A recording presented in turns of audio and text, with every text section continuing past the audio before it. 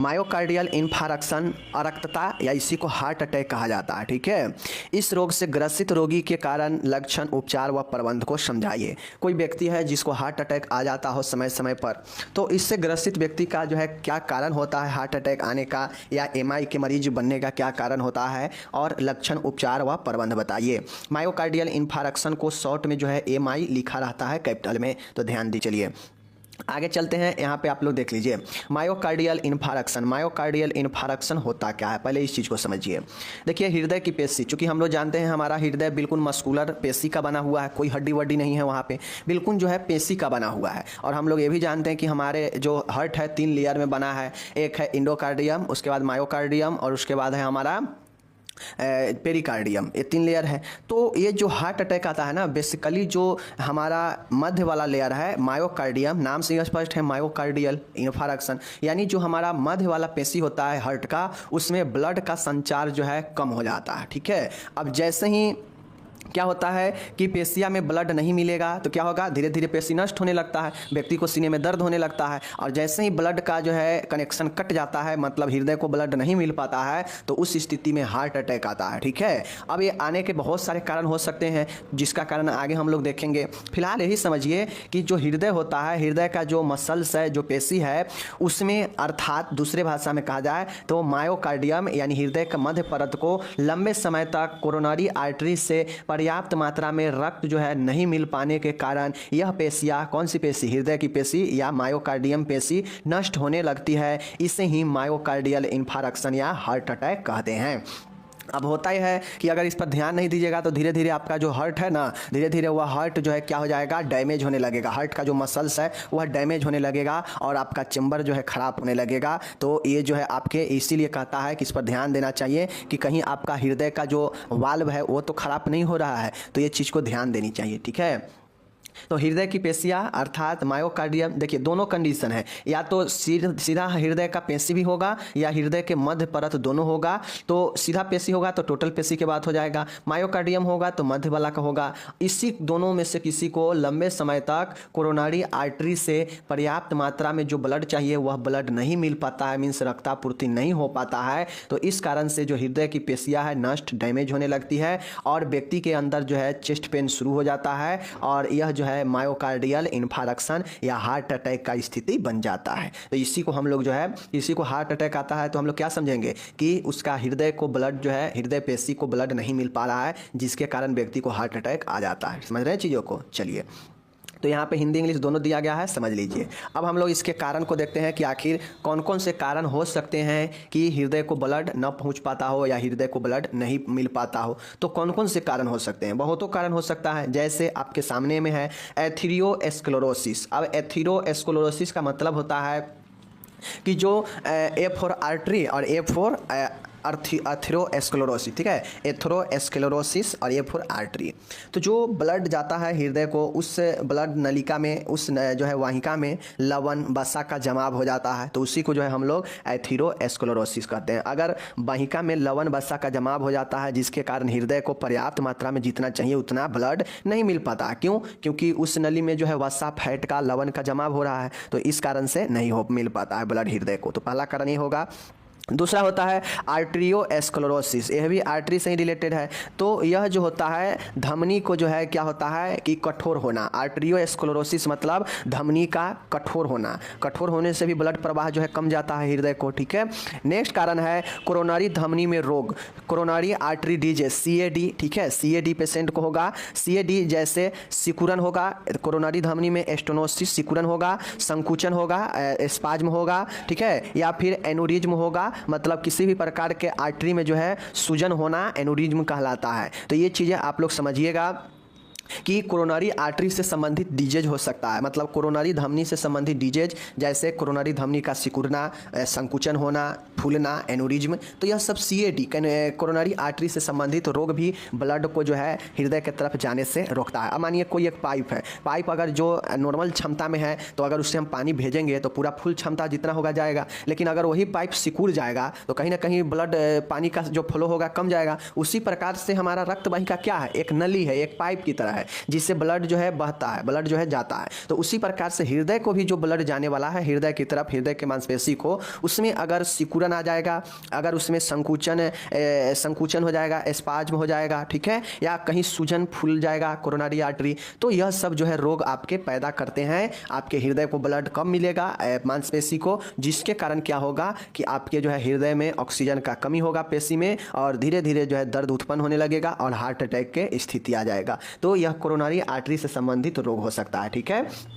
चलिए नेक्स्ट देखिए, धमनी में रक्त का थक्का होना, थ्रोम्बोएम्बोलिज्म। थ्रोम्बोएम्बोलिज्म का मतलब होता है जो आर्टरी है उसमें रक्त का थक्का जो है बन जाता है, ठीक है। तो रक्त का थक्का अगर बन जाएगा तो ब्लड आगे जा पाएगा, नहीं जा पाएगा। तो थ्रोम्बोएम्बोलिज्म का मतलब ही होता है कि धमनी में रक्त का थक्का बन जाना। तो मान गए जिस धमनी से ब्लड हृदय के पेशी को मिल रहा है, अगर उस धमनी में अगर रक्त इकट्ठा हो जाएगा, थक्का बन जाएगा, तो ब्लड आगे जा पाएगा, या जाएगा भी तो हो सकता है लीकेज करके हल्का हल्का जाएगा, कम जाएगा। तो इस स्थिति में ऑक्सीजन कमेगा हृदय के पेशी को, और हृदय के पेशी नष्ट होने लगेगा और व्यक्ति का जो है हार्ट अटैक आ जाएगा, इन्फार्क्शन हो जाएगा। तो थ्रोम्बोएम्बोलिज्म जो है भी कारण बनता है धमनी में रक्त का थक्का होना। हृदय में संक्रमण हो सकता है, जैसे कोई इन्फ्लामेशन, जैसे पेरिकार्डाइटिस, मायोकार्डाइटिस, इंडोकार्डाइटिस। अगर बाह्य परत में संक्रमण होगा तो पेरिकार्डाइटिस, मायोकार्डाइटिस मध्य परत में संक्रमण या इन्फ्लामेशन, इंडोकार्डाइटिस मतलब आंतरिक लेयर में इन्फेक्शन या कोई प्रॉब्लम। तो यह हृदय से संबंधित आपके जो है इन्फ्लामेशन है, पेरिकार्डाइटिस, मायोकार्डाइटिस, इंडोकार्डाइटिस। सब में आइटिस लगा है ना, तो आइटिस लगना इन्फ्लामेशन को ही दर्द दर्शाता है, जहाँ पे इन्फ्लामेशन के मतलब दर्द, सूजन, ठीक है ना, यही सब होता है, लालिमा, यही सब होता है। तो हृदय के इन्फ्लामेशन हो जाएगा तो तीनों लेयर में ये चीज़ें होगा, तो उससे भी जो है आपके हार्ट अटैक आ सकते हैं, ठीक है। अब अगला कुछ कारण है, जैसे डायबिटीज वाला पेशेंट है तो मधुमेह वाला को यह चांसेज हो सकता है। पारिवारिक इतिहास, फैमिली हिस्ट्री अगर गड़बड़ है, सही नहीं है तो कारण बन सकता है। बहुत ज़्यादा स्मोकिंग करने से आपको जो कोरोनरी आर्टरी है उसमें जो है आपके क्या होगा, जमाव होने लगेगा, ठीक है, कठोर हो जाएगा आपका धमनी, ठीक है ना, तो इसलिए स्मोकिंग नहीं करना चाहिए। अत्यधिक वसीय भोजन, हाई ऑयली फूड, अगर आप बहुत ज़्यादा ऑयली फूड का सेवन करते हैं तो चूँकि ऊपर में देखे हैं कि कोरोनरी आर्टरी में जो है आपके लवण वसा का जमाव होना, जैसे एरिथ्रोस्क्लेरोसिस, ठीक है ना, एथेरोस्क्लेरोसिस देखे ना, एथेरोस्क्लेरोसिस। तो वसीय तेलीय भोजन लेंगे तो वसा का जमाव हो जाएगा धमनी में, ठीक है। मोटापा, बहुत ज़्यादा जो मोटापा होते हैं उसके शरीर में बहुत ज़्यादा फैट होता है, और वैसे रोगियों के हार्ट अटैक का ज़्यादा संभावना रहता है। क्यों? क्योंकि कहीं ना कहीं उसका जो आर्टरी है उसमें बहुत सारे चीज़ों का जमाव होने लगता है वसा के कारण, ठीक है। तो मोटापा भी ज़्यादा नहीं होना चाहिए, कारण बनता है।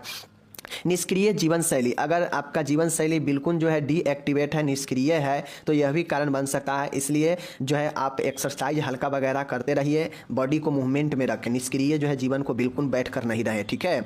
हार्मोनल गर्भ निरोधक का सेवन, अगर बहुत लंबे समय तक कोई अगर हार्मोनल गर्भ निरोधक का सेवन करता है तो यह कंडीशन जो है आपको उत्पन्न हो सकते हैं। तो बहुत आसान है, मैंने समझा दिया यहाँ पे। ज़्यादातर जो समस्या है इसमें वह आपके धमनी से, जैसे एथेरोस्क्लेरोसिस, आर्टेरियोस्क्लेरोसिस, ठीक है, कोरोनरी धमनी का रोग, ठीक है, धमनी में रक्त का थक्का, थ्रोम्बोएम्बोलिज्म, ठीक है, हार्ट का इन्फ्लामेशन, जैसे तीनों लेयर में, और कुछ अन्य कारण भी होते हैं जैसे मधुमेह, पारिवारिक इतिहास, धूम्रपान करना, अत्यधिक वसीय भोजन सेवन करना, मोटापा होना, निष्क्रिय जीवन शैली और हार्मोनल गर्भ निरोधक का सेवन। यह सब कारण बन सकते हैं जिसके कारण आपके हार्ट को ब्लड सप्लाई किसी न किसी कारण से बाधित होगा, इन्हीं सब कारणों में से, और आपके जो है आपके क्या हो जाएंगे, एमआई हो जाएंगे या हार्ट अटैक के पेशेंट हो जाएंगे, ठीक है।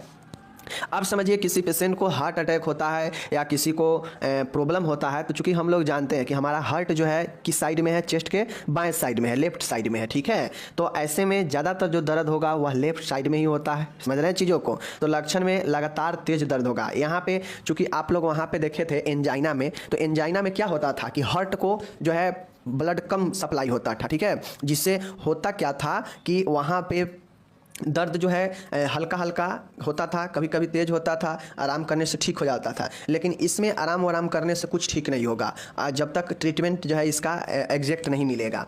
तो लगातार जो है दर्द होगा, प्रोलॉन्ग दर्द होगा लंबे समय के लिए, ठीक है। ये दर्द जो है बाईं भुजा में फैलेगा। क्यों बाईं भुजा में फैलेगा? क्योंकि हमारा हार्ट जो है बाईं तरफ है और बाईं तरफ से ही हमारा जो है ब्लड का जो है नज़दीक तो हमारा बाएं अंग का ही ना है, तो इसीलिए जो है हमारा हार्ट बाएं अंग के नज़दीक में होने से यह जो है बाईं भुजा में जो है दर्द फैलते चला जाता है। ठीक है, दर्द लंबे समय तक के लिए रहेगा। अब इस तरह के हार्ट अटैक वाला जो दर्द होता है 12 घंटे या इससे अधिक भी रहेगा। ठीक है, थोड़ा देर के लिए आराम मिलेगा, फिर शुरू हो जाएगा। तो लगभग लंबे समय तक के लिए यह दर्द होते हैं। उल्टियाँ भी हो सकते हैं, सीवियर वोमिटिंग, तीव्र उल्टी भी हो सकता है। हाथ पैर आपके ठंडे पड़ सकते हैं। कूलनेस ऑफ एक्सट्रीमीज मतलब अंगों में जो है आपके ठंडापन आने लगेगा। अत्यधिक पसीना, डाइफोरोसिस होने लगेगा और नाड़ी दर अधिक हो जाएगा। ठीक है, हाई पल्स रेट होगा और श्वसन में कठिनाई होने लगेगा। क्यों? क्योंकि हार्ट में प्रॉब्लम है तो श्वसन में कठिनाई होगा ही होगा, और जब श्वसन में कठिनाई होता है तो नाड़ी दर तो बढ़ ही जाएगा। ठीक है, और जब पसीना अधिक आता है तो नाड़ी दर बढ़ता ही बढ़ता है। शरीर पर ठंडा होने लगता है। इसीलिए देखते होइएगा जो भी हार्ट अटैक के पेशेंट होता है उसको देखिएगा कि बाएं तरफ चेस्ट में ज़्यादा दर्द होगा और उसका दर्द जो है धीरे धीरे उसके बाएं भुजा में भी फैलने लगेगा और उसको यह दर्द जो है 12 घंटे, 14 घंटे, 20 घंटे से भी लंबे समय से दर्द संभव है। ठीक है, साथ में उसको श्वसन में कठिनाई होने लगता है, नाड़ी दर बहुत ज़्यादा तेज होने लगता है। ठीक है, और अत्यधिक पसीना आने लगता है। हार्ट अटैक के जो मरीज रहता है ना उसको पसीना बहुत ज़्यादा आने लगता है जब चेस्ट में पेन होने लगता है, और घबराहट आने लगता है, उल्टियाँ तेज होने लगता है, और हार्ट अटैक आने पर देखते होइएगा हाथ पैर ठंडा होने लगता है व्यक्ति का।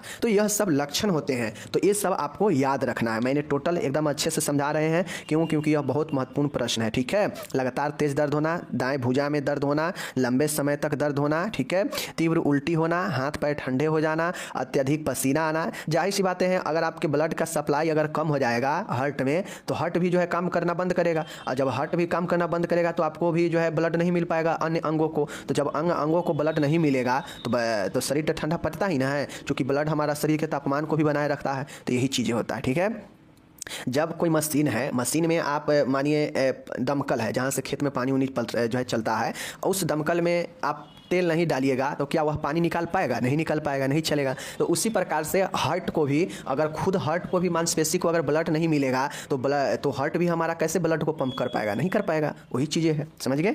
चलिए, तो ये सारे चीज़ें लक्षण होते हैं। अब इसमें कुछ जटिलता होता है। जटिलता क्या होता है? आपके सामने में है। कार्डियक अर्थेमिया हो जाएगा, पेशेंट के अंदर जो है कार्डियक अर्थेमिया हो जाएगा। हार्ट जो है फेल कर सकता है, हार्ट जो है काम करना बंद कर सकता है, उसी को हार्ट फेलुअर कहते हैं। हृदय से संबंधित आघात लग सकता है पेशेंट में, कार्डियोजेनिक शॉक हो सकता है। जो लेफ्ट वाला वेंट्रिकुलर है उसमें रेप्चर आ सकता है, मतलब रेप्चर मतलब क्षतिग्रस्त हो सकता है लेफ्ट वेंट्रिकुलर। ठीक है, याद रखना है। वेंट्रिकुलर एनोरिज्म हो जाएगा, मतलब वेंट्रिकुलर में जो है सूजन हो जाएगा। ठीक है, थ्रोम्बो एम्बलिज्म होगा, मतलब जो है ब्लड जो है हार्ट में ब्लड का जमाव हो जाएगा और पेशेंट को डेथ भी हो सकता है। तो यह सब कुछ जटिलता है, मैंने आपको बता दिया। Cardiac arrhythmia, heart failure, okay. उसके बाद कार्डियोजेनिक शॉक, लेफ्ट वेंट्रिकुलर मतलब लेफ्ट साइड का जो वेंट्रिकुलर है उसमें जो है आपको क्या हो जाएगा, जैसे इधर होता है राइट आर्ट्रियम, ठीक है, उसके बाद लेफ्ट जो है आर्ट्रियम। ठीक है, ये वेंट्रिकुलर राइट और लेफ्ट वेंट्रिकुलर, अब यहीं से तो ब्लड जो है शरीर को मिलता है, तो यही तो लेफ्ट वेंट्रिकुलर रैप्चर कर जाएगा तो ब्लड शरीर को नहीं मिलेगा, मतलब आपका हार्ट फेल कर गया। ठीक है, वेंट्रिकुलर एनोरिज्म होता है, तो समझ गए, यानी वेंट्रिकुलर वाला में सूजन हो जाएगा। और थ्रोम्बो एम्बलिज्म मतलब आर्टरी में जो है आपके थ्रोम्बो मतलब ब्लड का थक्का बन जाएगा, और लास्ट में इससे हार्ट अटैक से पेशेंट के अंदर डेथ भी हो जाता है। तो यह सब जटिलता है, अगर नहीं ध्यान दिया जाए तो यह सब पेशेंट के अंदर होता है, समझ गए। चलिए, बता दिया जटिलता। अब इसके लिए निदान क्या होता है, डायग्नोसिस क्या है, चलिए दिखाते हैं। डायग्नोसिस में सबसे पहले फिजिकल शारीरिक चेक किया जाता है, शारीरिक एग्जामिनेशन। हिस्ट्री चेक किया जाता है कि पेशेंट के किस किस कारणों से क्या क्या अभी तक जो है ट्रीटमेंट चला है, इसका हिस्ट्री चेक किया जाता है। लक्षण जो भी होता है उसका चेक किया जाता है, जैसे बाईं तरफ दर्द होना, लंबे समय से दर्द होना, सांस लेने में कठिनाई होना, नाड़ी दर तेज होना, बहुत ज़्यादा पसीना आना जब दर्द होने लगे तो यह सब लक्षण की जाँच किया जाता है। रक्त की जाँच किया जाता है और ECG जो है किया जाता है। कोरोनरी जो होता है उसका एंजियोग्राफी किया जाता है। ठीक है, सीरम एंजाइम का स्टडी किया जाता है, समझ गए। सीरम जो एंजाइम होता है उसका जो है स्टडी स्टडी किया जाता है कि कहीं कोई एंजाइम तो नहीं बढ़ा है जिसके कारण आर्टरी या जो आर्टरी वगैरह इस समय थक्का बन चुका है। तो यह सब एंजाइम का स्टडी, कोरोनरी एंजियोग्राफी, ईसीजी, ठीक है, ईसीजी करवाया जाता है, रक्त की जांच वगैरह होता है। और मायोकार्डियल इन्फारक्शन में एसटी सेगमेंट में परिवर्तन देखने को मिलता है। जब ईसीजी करवाते हैं ना, तो अगर आपको हार्ट में प्रॉब्लम आता है तो यह एसटी सेगमेंट को बताता है, और एसटी सेगमेंट जो बताता है कि आपका हार्ट का जो कुछ पेशियां है क्षतिग्रस्त होने लगा है, ठीक है। तो यही मायोकार्डियल इन्फारक्शन में ईसीजी में एसटी सेगमेंट दर्शाता है कि आपके हार्ट का कोई भाग जो है क्षतिग्रस्त होने लगा है, ठीक है, डैमेज होने लगा है, इंजरी हो गया है। तो यही मायोकार्डियल इन्फारक्शन एसटी सेगमेंट में परिवर्तन हो जाता है, ठीक है, जो कि घातक होता है।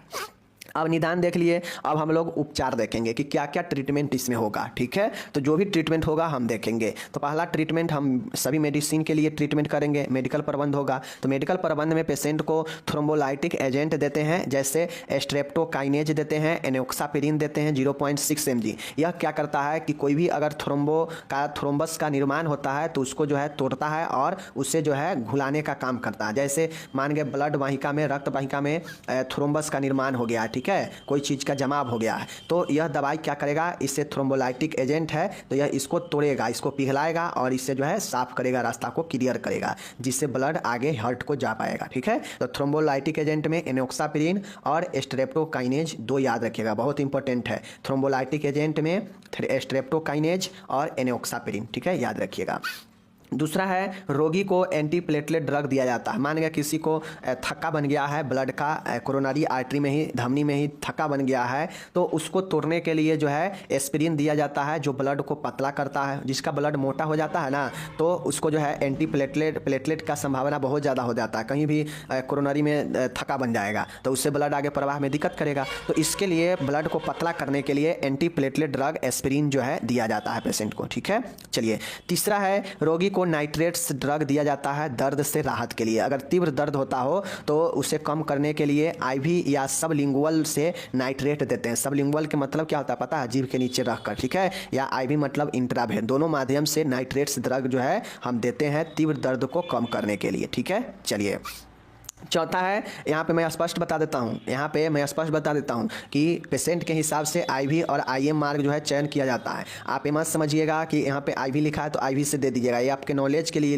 लिखा जाता है, बट सभी पेशेंट में सूट नहीं करता है, समझ गए। तो सबलिंगुअल टैबलेट होता है जिसको जीभ के नीचे रखा जाता है तीव्र दर्द से बचाने के लिए नाइट्रेट्स का, ठीक है। चौथा है, रोगी को आवश्यकता अनुसार अपवाइड एनाल्जेसिक या सीडेटिव्स दिए जाते हैं, जैसे मॉर्फिन सल्फेट। अगर बहुत ज़्यादा दर्द होता हो तो पेशेंट को मॉर्फिन सल्फेट दिया जाता है, या सीडेटिव में भी जो है एमेट्रिपिटिलिन होता है, डाइजेपाम होता है। यह सब रोगी को घबराहट से, चिंता से, धड़कन को कम करता है सीडेटिव दवाई, ठीक है, और रोगी को शांति दिलाता है। तो यह चौथा दवाई हो गया।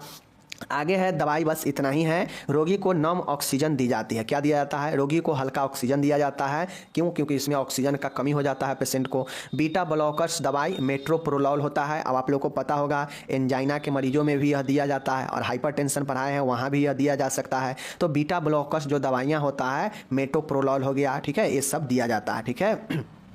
कैल्शियम चैनल ब्लॉकर, यह भी दवाई दे सकते हैं। वेरामपिलिल जो क्या करता है कि उच्च रक्तचापों को या एंजाइना वाले मरीजों को या हार्ट अटैक वाले को भी दे सकते हैं। तो कैल्शियम चैनल ब्लॉकर में वेरामपिल, ठीक है, वेरापामिल, ठीक है, वेरेपामिल, ठीक है ना, देख लीजिए, वेरापेमिल, ठीक है, वेरापिमिल।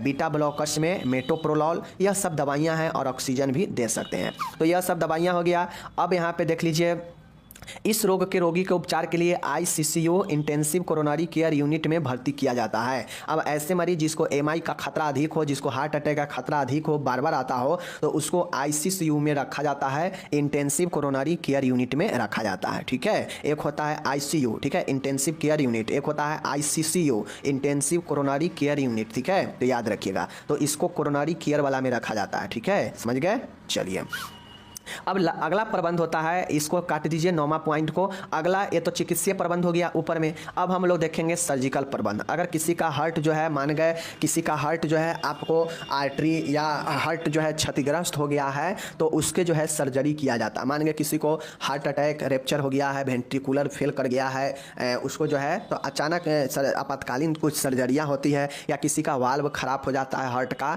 तो उसके कारण भी ये सब होता है। तो उसमें इस सर्जरी आवश्यकता अनुसार किया जाता है तो उसमें सर्जिकल प्रबंध होता है। और आप लोग यह एंजाइना वाला में भी पढ़ चुके हैं, एंजाइना वाला में भी था CABG का सर्जरी होता है और एक आपका होता है PTCA का सर्जरी होता है, पता होनी चाहिए। CABG, C for coronary, A for artery, B for bypass, G for grafting. Coronary artery bypass grafting किया जाता है, ठीक है, बाईपास सर्जरी आप लोग सुने होइएगा। उसके बाद PTCA percutaneous transluminal coronary angioplastic, ठीक है, परक्यूटेनियस ट्रांसल्यूमिनल कोरोनरी एंजियोप्लास्टिक, बस यही 4 वर्ड याद रखना है। PTCA percutaneous transluminal coronary angioplastic यह किया जाता है और यह या फिर ए किया जाता है, दोनों में से कोई सर्जरी आवश्यकता अनुसार किए जाते हैं, तो यह सर्जिकल प्रबंध हो गया, ठीक है। 9वां पॉइंट नहीं, इसको सर्जिकल प्रबंध बना लीजिए, इसकी आवश्यकता अनुसार मरीजों को सर्जरी भी की जाती है, यह सर्जिकल प्रबंध में होगा, ठीक है। और यह दोनों सर्जरी लिख दीजिएगा, और दोनों सर्जरी के बारे में डिटेल में जो है एंजाइना में पढ़ा चुके हैं, एंजाइना पेक्टोरिस में, ठीक है। तो यहाँ पे इसका इंग्लिश टोटल दिया गया है, जितना भी उपचार प्रबंध देखे हैं इंग्लिश दिया गया है। अब हम लोग चलेंगे नर्सिंग प्रबंध में, मेडिकल प्रबंध हो गया, उपचार में सर्जिकल प्रबंध हो गया, और अब हम लोग नर्सिंग प्रबंध देखेंगे, ठीक है। तो जिनको भी अगर मान गए बताइए, जिनको भी आज आप क्लियर हो जाएगा, क्योंकि आज हम वही पॉइंट सब दे देकर नर्सिंग प्रबंध लिखे हैं जो आप चाहते हैं, जो आप लोग कहते हैं कि एक बार लिख कर समझा दीजिए। तो चलिए आज यही पॉइंट जो है देख देकर और उसके आधार पर हम नर्सिंग प्रबंध लिखते हैं। तो हम लोग कारण और लक्षण के आधार पर पॉइंट को यहाँ पे लिखे हैं और आपको समझाएंगे। जैसे देखिए, हम लोग इसके लक्षण में देखे हैं कि पेशेंट को तीव्र दर्द होता है इसमें, तो तीव्र दर्द होने पर क्या क्या प्रबंध करेंगे। पहला पॉइंट तीव्र दर्द होना और इसका प्रबंध होगा कैसे। यदि दर्द अधिक हो तो डॉक्टर के अनुसार मॉर्फिन सल्फेट IV देना चाहिए, ठीक है, यह प्रबंध होगा तीव्र दर्द के लिए, नर्स के द्वारा यह किया जाएगा। रोगी को शांत व आरामदायक वातावरण उपलब्ध कराना चाहिए, ये तो हो गया दर्द के लिए, तीव्र दर्द को कम करेगा और पेशेंट को आरामदायक स्थिति प्रदान करके भी राहत आराम दिला सकते हैं। तो एक्यूट पेन के लिए, तीव्र दर्द के लिए प्रबंध हो जाएगा नर्स के द्वारा, ये हो गया। अब हम लोग देखें कि पेशेंट को ऑक्सीजन में कमी आएगा, ठीक है, पेशेंट को श्वसन में कष्ट होगा, ठीक है, तो उसके लिए ऑक्सीजन में कमी होगा तो क्या क्या करेंगे। तो ऑक्सीजन में कमी होने के लिए क्या क्या प्रबंध करेंगे, ऑक्सीजन में कमी होने पर क्या क्या प्रबंध किया जाएगा नर्स के द्वारा, देख लीजिए। रोगी को सेमी फाउलर स्थिति प्रदान करेंगे, क्योंकि आप लोग जानते हैं हार्ट वाले मरीजों को, श्वसन वाले मरीजों को अच्छे श्वसन दिलाने के लिए सेमी फाउलर पोजीशन या फाउलर पोजीशन दिलवाते हैं, ये हो गया। रोगी को SpO2 स्तर चेक करने चाहिए व इसका चार्ट भी बनाना चाहिए। अब पेशेंट कितना जो है उसका O2 लेवल है, ऑक्सीजन सेचुरेशन है, इसका चेक करेंगे तभी तो पता चलेगा कि ऑक्सीजन कम है या अधिक है, तो ऑक्सीजन लगाएंगे, ठीक है, ये करना चाहिए। रोगी को आवश्यकता अनुसार ऑक्सीजन मास्क के द्वारा ऑक्सीजन प्रदान करनी चाहिए, ठीक है। तो यह जो है हम ऑक्सीजन कम होने पर प्रबंध करेंगे, जैसे जैसे ऑक्सीजन हम लोग पूर्ति करेंगे वैसे वैसे सब चीज़ इसमें लिख देंगे। तो SpO2 चेक करके चार्ट बनाएंगे, सेमी फाउलर देंगे, ऑक्सीजन मास्क के द्वारा ऑक्सीजन देंगे, ठीक है। तो यह सब जो है हमारा ऑक्सीजन कम होने पर करते हैं प्रबंध, ठीक है।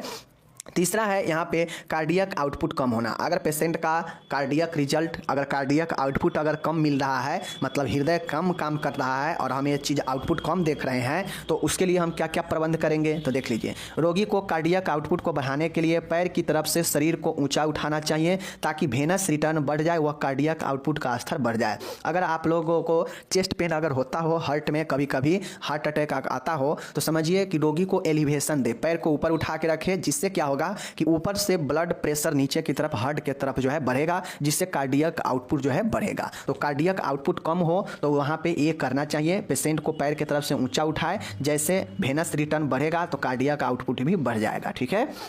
उसके बाद रोगी को पर्याप्त मात्रा में तरल लेने के लिए कहें। अगर कार्डियक आउटपुट कम हो तो वहाँ पे पेशेंट को ज़्यादा से ज़्यादा तरल लेने को लिए कहें, ठीक है, ये चीज़ें हो गया। चौथा है यहाँ पे देखिए, अब चौथा प्रबंध है रोगी को व्यतीत होना। अगर रोगी बहुत ज़्यादा परेशान हो जाए, बहुत ज़्यादा घबरा जाए, तो उस पर प्रबंध कैसे करेंगे। चूँकि हार्ट का प्रॉब्लम है तो पेशेंट बहुत ज़्यादा घबरा ही जाता है, बहुत ज़्यादा दिक्कत में आ ही जाएगा, व्यथित हो ही जाएगा। तो इसके लिए रोगी के साथ नर्स को विश्वासपूर्ण संबंध बनाना चाहिए, नर्स रोगी के बीच संबंध जो है बिल्कुल अच्छा बनाना चाहिए, ठीक है। रोगी को सभी चिंताओं व समस्याओं को धैर्यपूर्वक शांति से उत्तर देना चाहिए ताकि पेशेंट जो है परेशान ना हो, ठीक है। क्योंकि पेशेंट परेशान है ही, उसको और ज़्यादा परेशान वाला जवाब देंगे तो उसको और ज़्यादा परेशान हो जाएगा। रोगी में व्याप्त मृत्यु के भय को दूर करना चाहिए। अब हार्ट अटैक आने से पेशेंट को ये लगता है कि हम अब नहीं जिएंगे, हमारा अब डेथ हो जाएगा, तो ये जो डर है पेशेंट के अंदर, इस डर को क्या करना चाहिए, दूर करना चाहिए, ठीक है। चलिए, वार्ड में रोगी को कम से कम लोगों से जो है मिले, इसका ध्यान रखना चाहिए, क्योंकि जितना ज़्यादा मरीज से मिलेगा उतना ज़्यादा उसका जो है इमोशनली भावुक होगा। रोगी व उसके परिजनों को रोग के बारे में, उपचार, स्वास्थ्य शिक्षा के बारे में पूर्ण जानकारी प्रदान करनी चाहिए। अब रोगी और उसके परिवार को कंप्लीट जानकारी देनी चाहिए, रोग के बारे में स्वास्थ्य शिक्षा देनी चाहिए। तो ये हो गया कि जब रोगी परेशान हो सिचुएशन से तो जाके उसको क्या क्या आप करेंगे वो प्रबंध हो गया। ठीक है, चलिए। और आखिरी पॉइंट हो गया जटिलताओं की संभावना। चूंकि हम लोग देखे हैं ऊपर में कि इसमें जटिलता भी खतरनाक होता है, मृत्यु तक हो जाता है पेशेंट का हार्ट अटैक होने से, और भी जो है जटिलता देखे हैं। तो जटिलता के संभावना होने पर हम कैसे एज ए नर्स प्रबंध करेंगे हार्ट अटैक वाले को, चलिए देखिए। रोगी के जैविक चिन्ह नियमित समय पर नापने चाहिए, जैसे रक्तचाप, हृदय गति, श्वसन गति आदि। यह सब मापते रहेंगे तो हमें पता चलेगा कि कब रक्तचाप बढ़ रहा है, कब हृदय गति हार्ट बीट बढ़ रहा है, कब रिस्पायरेशन क्या हो रहा है, इससे पता चलेगा, जिससे जटिलता की संभावना को कम कर सकते हैं। ठीक है, आगे है कार्डियक मॉनिटर से रोगी के वाइटल साइन का कंटिन्यू मॉनिटरिंग की जानी चाहिए। अब चूंकि पेशेंट आईसीयू में भर्ती रहता है इस प्रकार के हार्ट अटैक वाला, तो उसको मॉनिटर लगा होता है, उस मॉनिटर पर हमेशा वाइटल साइन पर ध्यान देंगे। अगर ज़रूरत से ज़्यादा घट जाए, ज़रूरत से ज़्यादा बढ़ जाए तो डॉक्टर को तुरंत चेक करके उसको मैनेज करते हैं, तो ये जटिलता से बचाता है। ठीक है, सभी आपातकालीन दवाइयाँ वह सामान रोगी के बिस्तर के पास रखे होनी चाहिए, और इस कंडीशन में जो भी दवाइयाँ हैं आपातकालीन सब पेशेंट के पास होनी चाहिए, ताकि संभावना होने पर, कोई भी जटिलता होने पर तुरंत आपातकालीन दवाइयाँ दी जा सके।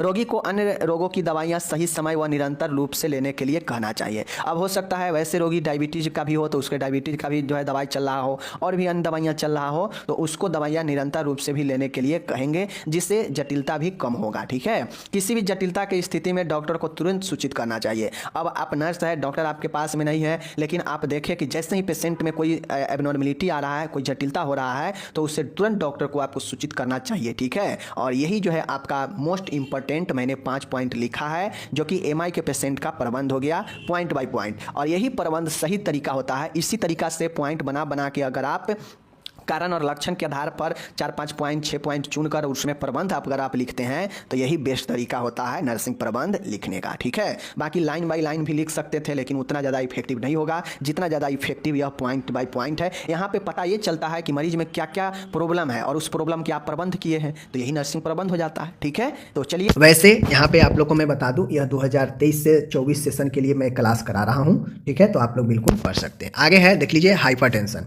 हाइपरटेंशन कहा जाए तो उच्च रक्तचाप। अब एक व्यक्ति का उच्च, सबसे पहले समझिए, उच्च रक्तचाप, रक्तचाप ब्लड प्रेशर का हाई हो जाना ही उच्च रक्तचाप कहलाता है। हम कैसे जानेंगे कि ब्लड प्रेशर हाई हो गया है, कैसे जानेंगे कि ब्लड प्रेशर नॉर्मल है?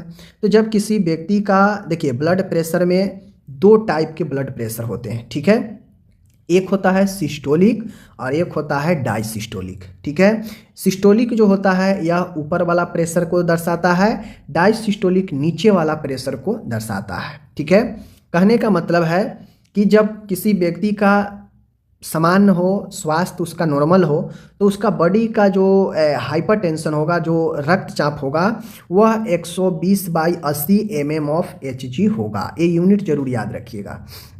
नॉर्मल में इतना होता है, और जब किसी कारण से, किसी भी कारण से, या फिर ऐसे व्यक्ति जो वृद्ध व्यक्ति होते हैं तो उनमें होने का चांसेस जो है उच्च रक्तचाप का ज़्यादा होता है। उस कंडीशन में सामान्य रक्तचाप से जो है रक्तचाप बढ़ जाता है, उसे हम लोग रक्तचाप कहते हैं। अर्थात सिस्टोलिक 140 mmHg, यानी ऊपर वाला 140 mmHg या इससे अधिक हो, या डायसिस्टोलिक नीचे वाला 90 mmHg या इससे अधिक हो, तब यह स्थिति उच्च रक्तचाप को प्रमाणित करती है।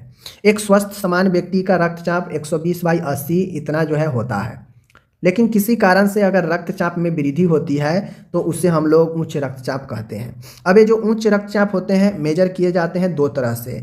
इस एक को हम सिस्टोलिक कहते हैं, जो ऊपर वाला होता है, और जो नीचे वाला होता है उसे हम लोग डायसिस्टोलिक कहते हैं। ठीक है, और इससे अब ऊपर वाला 140 mmHg या इससे अधिक हो जाए और नीचे वाला 90 mmHg या इससे अधिक हो जाए तो इसे हाइपरटेंशन के कैटेगरी में रखते हैं। अब आप कहिएगा कि 120 से 80 है और यहाँ पे 140/90 होगा, बाकी इसके बीच का वर्ड का अगर आ जाएगा तो क्या होगा? तो अगर इसके बीच में आ रहा है, जैसे 130/85 आ गया, ठीक है, किसी का हम नापे 130/85 आ गया, तो आप तो सोचिएगा 140/90 या इससे ऊपर है, तभी हम हाइपरटेंशन समझेंगे। तो देखिए, ये जो हाइपरटेंशन होता है, उच्च रक्तचाप, यह एज पे डिपेंड करता है। ठीक है, तो यह एज पर डिपेंड करता है, यह जो है बॉडी के एक्टिविटी पर जो है डिपेंड करता है। मतलब बहुत सारे स्थितियों में यह जो है अलग अलग जो है आपके ब्लड प्रेशर घटते और बढ़ते रहते हैं। लेकिन अगर कोई एडल्ट व्यक्ति है, ठीक है, और एडल्ट व्यक्ति का अगर मान गए ब्लड हमेशा 140/90 या इसके आसपास रह रहा है, मतलब उसे डॉक्टर से दिखाने की ज़रूरत है। लेकिन वहीं पर अगर कोई वृद्ध व्यक्ति है और उसका ब्लड प्रेशर अगर 150 भी और 90 है या 95 है, तो उसका खास चिंता की ज़रूरत नहीं है, क्योंकि यह एज के साथ जो है फैक्टर डालता है, ठीक है। लेकिन अगर 150/90 किसी एडल्ट में अगर पाया जा रहा है हमेशा, तो फिर यह जो है दिक्कत की समस्या है, ठीक है ना। तो ये चीज़ हो गया उच्च रक्तचाप। अब उच्च रक्तचाप होने के बहुत सारे कारण होते हैं, बहुत सारे बीपी बढ़ने का बहुत सारे कारण होते हैं। क्या क्या कारण होते हैं?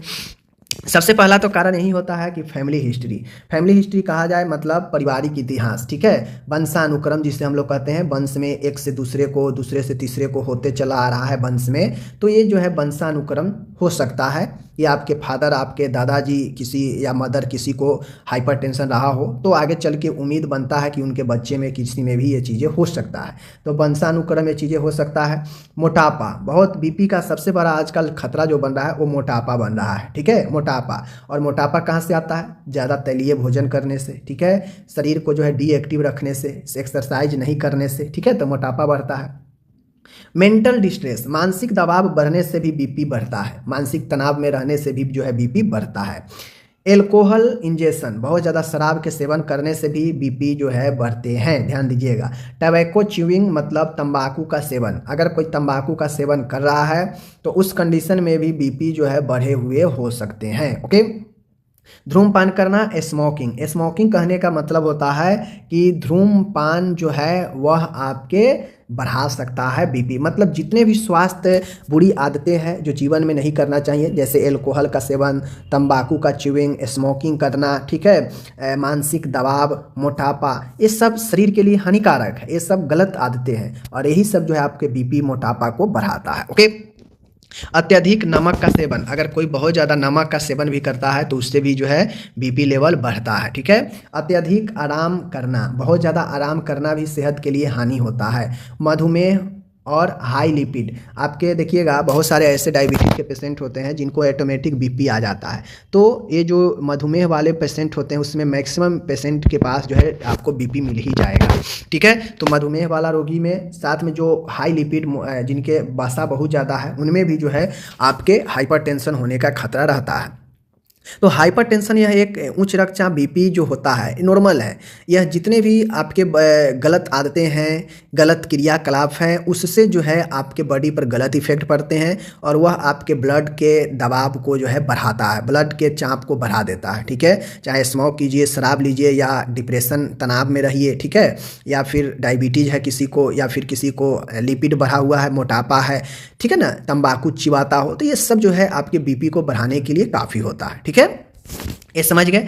अब आता है महत्वपूर्ण बात है, अगर किसी को हाइपरटेंशन है तो उसमें क्या लक्षण देखने को मिल जाता है। देखिए, हाइपरटेंशन उच्च रक्तचाप वाले जो मरीज होते हैं उनके लक्षण पहचानना काफ़ी ज़्यादा जरूरी होता है। सबसे महत्वपूर्ण चीज़ें है कि जिनका बीपी बढ़ता है या अचानक से बीपी जब बढ़ने लगता है तो देखिएगा उनका हाथ कांपने लगता है, हाथ काम नहीं करेगा, ट्रीमर होने लगेगा, पसीना स्वेटिंग, उनको बहुत ज़्यादा पसीना आने लगता है, श्वसन सांस लेने में दिक्कत आने लगता है मरीज को, ठीक है, दम घुटने लगता है, दूरदृष्टि दोष यानी विजुअल डिस्टरबेंस, यानी जिनका हाइपरटेंशन बढ़ता है, बीपी बढ़ता है तो उनका जो दूरदृष्टि दोष है इसमें भी समस्या आने लगता है, सूजन होने लगता है, ठीक है, चक्कर आने लगता है पेशेंट में, मति भ्रम यानी डिजीनेस होने लगता है। तो यूँ कहा जाए तो ये सारे जो है लक्षण दिखते हैं बीपी वाले मरीज में। बीपी वाले मरीज को आप लोग लक्षण इग्नोर नहीं कर सकते हैं, जैसे पसीना आना, ठीक है, थकान आना, कंपन होना, चक्कर आना, सूजन आना, मति भ्रम होना, ठीक है, श्वसन लेने में कष्ट होना, दृष्टि दोष होना, ये सब जो है इसके मुख्य जो है लक्षण होते हैं, ठीक है। आगे बढ़ते हैं। आगे लक्षण आप लोग महत्वपूर्ण है, लक्षण को दिमाग में बैठा लीजिएगा। अब आता है महत्वपूर्ण बातें, हाइपरटेंशन का प्रबंध कैसे करेंगे। देखिए, हम आपको क्लियर कर देते हैं, अगर कुछ ऐसा समस्या हो, ऐसा रोग हो जहाँ पे सर्जरी भी जरूरी है, सर्जरी भी हो सकता है, दवाई भी चल सकता है और नर्सिंग प्रबंध। देखिए, अगर आपको किसी भी बीमारी का प्रबंध पूछेगा तो आप प्रबंध तीन जो है प्रबंध लिख सकते हैं। पहला प्रबंध मेडिकल उपचार यानी चिकित्सीय उपचार, दूसरा प्रबंध सर्जिकल उपचार एंड तीसरा प्रबंध आपका जो होता है वो होता है नर्सिंग प्रबंध। तो दो ऐसे प्रबंध है, दवाई और नर्सिंग प्रबंध। ये दो ऐसे प्रबंध है जो हर एक बीमारी में आपको लिख सकते हैं और लिखना पड़ता है। ओके, लेकिन तीसरा जो सर्जिकल प्रबंध है, यह सर्जिकल प्रबंध सभी बीमारी में संभव नहीं है। अब बुखार वाले मरीज में हम सर्जरी थोड़ी ना करेंगे। अब बुखार वाले मरीज में सर्जरी नहीं होगा तो सर्जिकल प्रबंध नहीं करेंगे, उसका कहाँ से करेंगे। तो सर्जिकल प्रबंध वहीं पे करते हैं जहाँ पे सर्जरी हुआ हो मरीज को या सर्जरी होने वाला हो, तो वहीं पर हम सर्जिकल प्रबंध लिखते हैं। ठीक है, अदरवाइज नॉर्मल चीज़ें हैं, सर्जरी वहाँ पे नहीं संभव है, तो उस केस में पहले हम मेडिकल ट्रीटमेंट लिख देते हैं, मेडिकल प्रबंध, जिसमें दवाई वगैरह जो भी देना हो सिम्टम्स के आधार पर दवाई देंगे। ठीक है, एंड उसके बाद हम उसका नर्सिंग प्रबंध लिख देंगे। तो ये दो प्रबंध सभी बीमारी में, चाहे वो सर्जिकल हो या नॉन सर्जिकल हो, सब में लिख सकते हैं। ठीक है, बस ध्यान रखना है कि सर्जरिकल प्रबंध वहीं पे होगा जहाँ पे सर्जिकल केस होगा। ओके, चलिए अब हाइपरटेंशन के प्रबंध ठीक उसी प्रकार से उपचार, पहला होता है उपचार। अब उपचार में आपको ट्रीटमेंट में कुछ चीज़ें जो है आपको शामिल करना पड़ता है। डॉक्टर के पास अगर कोई हाइपरटेंशन वाला उच्च रक्तचाप वाला मरीज आता है तो उसके उपचार में कुछ चीज़ें शामिल करता है, जैसे धूम्रपान को बंद करना। डॉक्टर पूछते हैं कि आप स्मोकिंग करते हैं, तो हाँ, तो सबसे पहले स्मोकिंग को बंद कीजिए। ठीक है, ये डॉक्टर बोलते हैं। उसके बाद डॉक्टर बोलते हैं शराब पीना बंद कीजिए, अगर एल्कोहल लेते हैं तो इसको स्टॉप कीजिए। अपना वजन कम कीजिए। वजन कैसे कम कीजिए, ज़्यादा से ज़्यादा चलिए, भोजन में जो है अच्छे अच्छे चीज़ लीजिए, हरा फल सब्जी साग लीजिए, फैटी भोजन मत लीजिए, वजन कम कीजिए, कम नमक खाइए, लेस यूज फैट फूड, जो है जो जिससे फैट बनता हो वैसे भोजन कम करें, नियमित व्यायाम करें और आराम मुद्रा तकनीक अपनाते रहें। ठीक है, तो ये डॉक्टर शामिल करते हैं। ये सब जो पॉइंट देखे ना, ये सब डॉक्टर बताते हैं कि कम नमक खाइएगा, पानी शराब बंद कर दीजिए, स्मोकिंग बंद कर दीजिए, कम नमक खाइएगा, एक्सरसाइज ज़्यादा कीजिएगा। ठीक है, तो ये सबसे जो है मेंटेन होता है, बीपी मेंटेन होके रहता है। दवाई तो जब बहुत ज़्यादा बढ़ जाता है तो दवाई लेना पड़ता है, लेकिन नॉर्मल आप इसे मेंटेन रख सकते हैं लाइफ स्टाइल बदल कर। जैसे खाना में क्या खाना है, कितना लेना है, इस सब चीज़ों पर ध्यान देकर आप जो है, देखिए दो ऐसे बीमारी है, डायबिटीज और ये बीपी, दोनों एक दूसरे से पूरक है। ठीक है ना, पूरक है दोनों के लाइफ स्टाइल में चेंज करके आप मेंटेन करके रख सकते हैं तो ठीक रहेगा। जहाँ आपका खाना, जहाँ लाइफ स्टाइल बदला, गड़बड़ हुआ, आपके ऊपर ये हावी हो जाता है। ठीक है, तो फिर दवाई लेना पड़ता है। तो ये उपचार में इस चीज़ों को शामिल करते हैं। उसके बाद हम लोग शामिल करते हैं उपचार में औषधि, ड्रग थेरेपी। अब ड्रग थेरेपी में कुछ दवाई दिया जाता है जो आपके ब्लड के प्रेशर को कम करता है, जो आपके रक्त वाहिकियों को फैलाता है और रक्त को आसानी से जो है मूव करने देता है। तो ड्रग थेरेपी में जो बहुत ज़्यादा जो है आपके अगर बढ़ जाते हैं, किसी को अगर ये बीपी बढ़ जाता है तो उस कंडीशन में डायूरेटिक दिया जाता है। डायूरेटिक मूत्रल दवाई होता है जो मूत्र की मात्रा को बढ़ा देता है, जिससे होता है कि शरीर में एक्स्ट्रा जो फ्लूइड होता है जिसके कारण प्रेशर ज़्यादा लगता है, बढ़ रहा होता है, तो उस प्रेशर को कम करता है डायूरेटिक। ठीक है, अब यहाँ पे डायूरेटिक जो होता है फुरसामाइड या फिर थियाजाइड या पोटेशियम युक्त जो मूत्रल होता है, ये दवाई सब देकर जो है हम क्या करते हैं, मरीज को शरीर से बीपी को कम करते हैं, शरीर से तरल निकाल कर। ठीक है, तो पहला डायूरेटिक दवाई हुआ। दूसरा जो दवाई होता है बीटा ब्लॉकर। बीटा ब्लॉकर शरीर में कुछ हिस्सों में जो तनाव उत्पन्न करने वाला जो हार्मोन होता है एड्रेनालाइन और नॉन एड्रेनालाइन, इसके स्राव को रोकता है। जैसे हमारे बीटा ब्लॉकर्स का काम है कि जो तनाव वाला हार्मोन है एड्रेनालाइन और नॉन एड्रेनालाइन, इसके स्राव को रोकता है। अब जब रोकता है तो जो तनाव बन रहा है उसको कम करेगा, तो यह जो है आपको बीपी में भी कम करता है। जैसे एटेनोलॉल, प्रोपेनोलॉल, लेबेटालोल। ठीक है, ये सब बीटा ब्लॉकर्स दवाइयाँ होती है। तीसरा है calcium channel blocker. Calcium channel blocker कहने का मतलब है कि यह दवा कोशिकाओं में जो कैल्शियम के अब्जॉर्प्शन होता है उसके विरुद्ध काम करता है, जिसके परिणाम स्वरूप जो धमनियाँ होती है, एक प्रकार की जो रक्त वाहिनी है, वह फैलता है, और जब रक्त वाहिनी फैलेगा तो ब्लड आसानी से मूव करेगा, प्रेशर कमेगा। ठीक है, तो कैल्शियम चैनल ब्लॉकर जो है कैल्शियम के जो अब्जॉर्प्शन होता है उसको कम करता है और जो रक्त वाहिनी होता है उसको फैलाता है, जिससे ब्लड आसानी से पास करता है।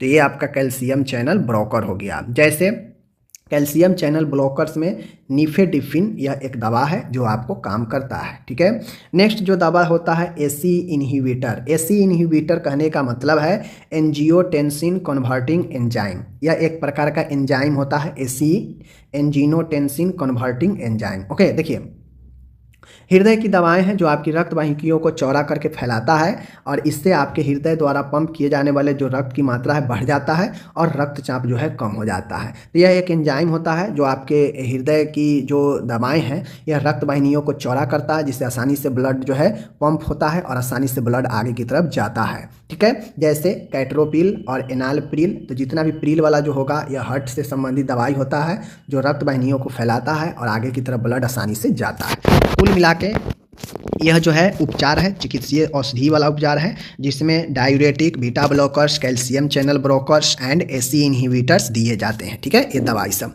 और ये दवाई देने के बाद मरीज को तो सारा चीज़ मैंने बता ही दिया कि क्या खाना है क्या नहीं खाना है। तो ये हो गया चिकित्सीय प्रबंध।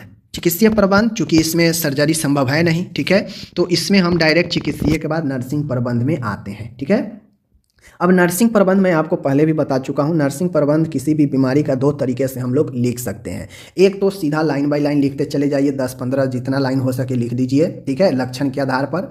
एक होता है कि चार महत्वपूर्ण जो है लक्षण में से और कारण में से 1-2 यानी कुल मिला के 5-6 पॉइंट कारण और लक्षण में से उठाइए, जिसको आप अच्छे से प्रबंध मैनेज कर सकते हैं उस पॉइंट को, उसको उठाइए। ठीक है, और उसको लक्षण उठाकर और जो है उसी के आधार पर 4-5 पॉइंट को आप जो है प्रबंध मैनेजमेंट कर दीजिए। तो वह एक बेस्ट तरीका होता है नर्सिंग मैनेजमेंट का। ओके, अब यहाँ पे मैं जो दिया हूँ लाइन बाय लाइन दिया हूँ, यह उतना बेस्ट तरीका नहीं है, फिर भी खाना पूर्ति करने के लिए सही है। आपको कुछ नंबर मिल जाते हैं, कटता नहीं है नंबर। ठीक है, बाकी अगर बेस्ट स्टूडेंट कहना है तो 1 पॉइंट लिखिए, फिर इसके अंदर 3-4 पॉइंट कैसे मैनेज करेंगे लिख दीजिए, फिर दूसरा पॉइंट लिखिए, फिर इसके अंदर 3-4 पॉइंट लिखिए कैसे मैनेज करेंगे, फिर तीसरा पॉइंट लिखिए। और ये पॉइंट सब कहाँ से आएगा? लक्षण और कारण से ही ये सब पॉइंट आता है। लक्षण को ही हम प्रबंध करेंगे ना, कैसे दूर करेंगे, यही चीज़ें हैं। बाकी नर्सिंग प्रबंध देख लीजिए। मरीज के रक्तचाप को नियमित रूप से परीक्षण करना एवं रिकॉर्ड करना। अगर बीपी किसी को बढ़ता हो हमेशा, तो हमेशा दिन में 3-4 बार जो है उसे मेजर करके नोट करना चाहिए। आगे है आराम करने के 5 मिनट बाद ही रक्तचाप लेना चाहिए। जब मरीज आराम करने लगे तो आराम करने के 5 से 7 मिनट के बाद जो है आप क्या करें, उसका बीपी लें। हो सकता है कि चलने से भी, दौड़ने से भी बीपी बढ़ जाता है, तो कोई चल के आएगा बहुत ज़्यादा, दौड़ के आएगा, आप उसका बीपी ले लेंगे तो नहीं भी बढ़ा रहेगा, उस समय तो बढ़ा ही दिखाएगा, तो फिर दिक्कत हो जाएगा। आगे यहाँ पे है कि मरीज के दोनों बाहों से रक्तचाप लेना चाहिए। मरीज को हमेशा दोनों बाहों से रक्तचाप लेना। हो सकता है एक बाह में ले रहे हैं उसमें ज़्यादा दिखाए, दूसरे बाह में नॉर्मल दिखाए, तो आपको दोनों में लेना चाहिए।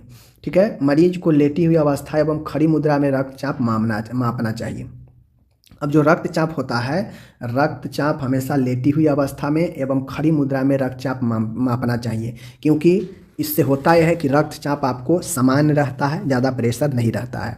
मरीज के संपूर्ण जैविक वाइटल साइन का नियमित परीक्षण करते रहना चाहिए। आगे है मरीज को रक्तचाप मापने के बाद आरामदायक स्थिति प्रदान करना चाहिए। बिल्कुल सही है। मरीज को नियमित रूप से व्यायाम करना चाहिए। मरीज की समय समय पर स्थिति बदलते रहना चाहिए। मरीज को मनोवैज्ञानिक सहारा प्रदान करना चाहिए। मरीज को कम नमक भोजन प्रदान करना चाहिए। पोषण एवं भोजन से संबंधित उचित सलाह देना चाहिए। तो ये जो आप देखे हैं नर्सिंग प्रबंध, इसमें बताइए लक्षण के आधार पर ही नहीं सारे चीज़ को लिखा गया है कि वाइटल साइन मापेंगे, हमेशा जो है पहले 2 मिनट पेशेंट को आराम करने देंगे, फिर बीपी लेंगे, ठीक है, रक्तचाप दोनों बाह से लेंगे, ठीक है ना, 5 जो है हमेशा वाइटल साइन जो है नोट करना चाहिए, ठीक है, मरीज को आरामदायक स्थिति में लिटाएं, ठीक है, नियमित व्यायाम करने के लिए कहें, उसके बाद कम समय स्थिति बदलते रहें हमेशा। उसके बाद है मनोवैज्ञानिक सहारा देंगे क्योंकि मरीज घबरा जाता है, ठीक है ना। उसके बाद जो है कम नमक जो है लेने की सलाह देंगे, अच्छे पोषण, अच्छे जो है भोजन लेने की सलाह देंगे। तो ये सब चीज़ें होती है।